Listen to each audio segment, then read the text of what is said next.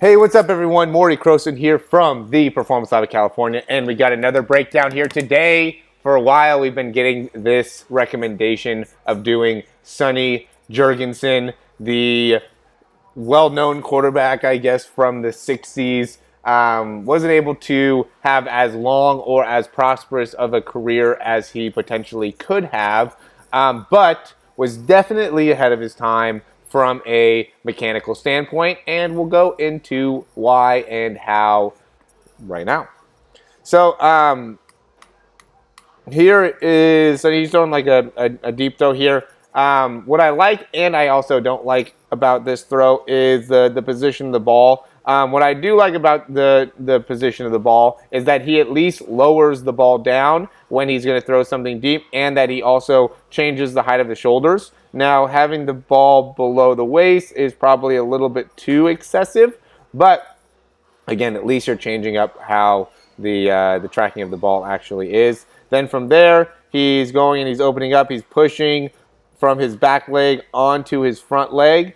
And as he's pushing here, what he does a good job of with that hip and shoulder separation, which is always such a crucial thing that we talk about when we're talking about how you can maximize as a quarterback. And so when what he's doing is doing a good job of being able to rotate with his lower body and initiate the force with the lower body. Then he's using, and he doesn't initiate that front arm pull until he's ready to start bringing that back arm forward. And you can see that he does a pretty good job of, as soon as he gets that elbow and ball height the same, now he's driving that elbow through. Okay, see how that's happening now? He's driving that elbow through instead of what I see a lot of times, which is the ball is getting kind of lifted up and the ball ends up getting back behind the person, rather than really, again, concentrating on driving that elbow through as a as you're throwing the deeper passes. Okay, this is one from a little bit different angle here. Now you can really see that hip and shoulder separation, right? So see where he steps, see where his hips are, and how they're pointed kind of this way, and then the shoulders are more pointed in this direction. And this makes it so now when he initiates, again, see how he initiates and he gets those hips going? Now he has the momentum to really pull back hard with that front arm. And I would say what Sonny did that was a lot better than what I see with most quarterbacks is he did a really good job with that front arm. I've seen that with a lot of guys, especially the older guys. Joe Namath's in that same category. Dan Marino's in that same category, where they do a good job of getting that front arm and pulling back and creating rotation with that front arm, and then using that front arm in order to really accelerate that back arm and delivering a throw in a good position. Now, again, he does a good job too with when he is bringing his elbow forward as he's lifting the ball. I mean, there's so many quarterbacks where the ball's being lifted and your elbow's not moving forward, and we got to get rid of that. And the more quarterbacks that I see that perform at a very high level, the more I see that the elbow's driving through right when that ball's lifting up. And you can see here, again, he kind of keeps that ball pretty low. In this day and age, that's something that we've definitely gotten rid of. But he still has a very, very effective release. Once he gets going here, boom, now he's really, really effective there. And he has a great ability to have good accuracy because of how he positions his elbow. And then also when he lets go of the ball, he comes right down to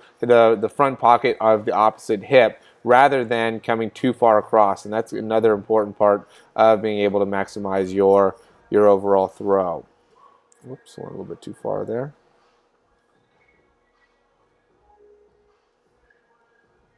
All right, this is another one from the other angle here.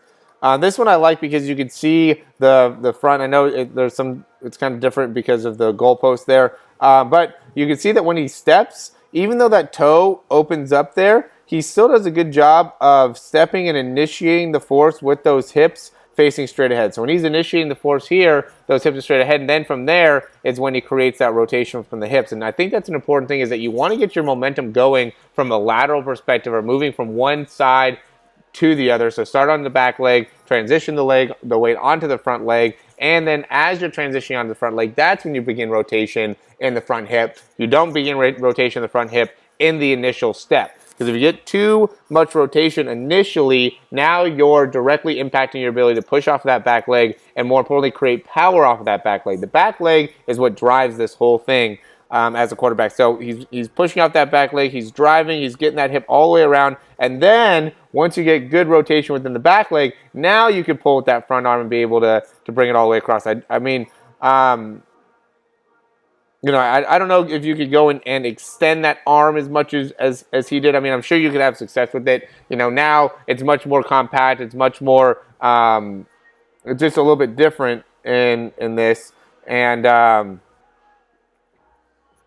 because it's a little bit different, it's made it so, you know, the quarterbacks, you don't really see that straight front elbow as often. You a lot of times see that elbow bent. But you can see that you could have success with that straight arm and then pulling that elbow straight back and using that front arm pulling back as your real driver and creating good amount of rotation in the spine. And again, what is so unique about Sonny Jurgensen and what he was very, very good at is getting a lot of spine rotation. I mean, look at where he starts here and then how much he gets that elbow to get around and then pulls back hard in order to get that front arm going. And you start doing that at a young age and start developing. And this is why, you know, we always talk about with quarterbacks, you want to get started at a somewhat early age because you start developing the right mechanics and you start developing the arm strength in order to be successful when you're older. Because if you think you're going to be able to build up all the little things like the ligaments and all the muscles and things like that,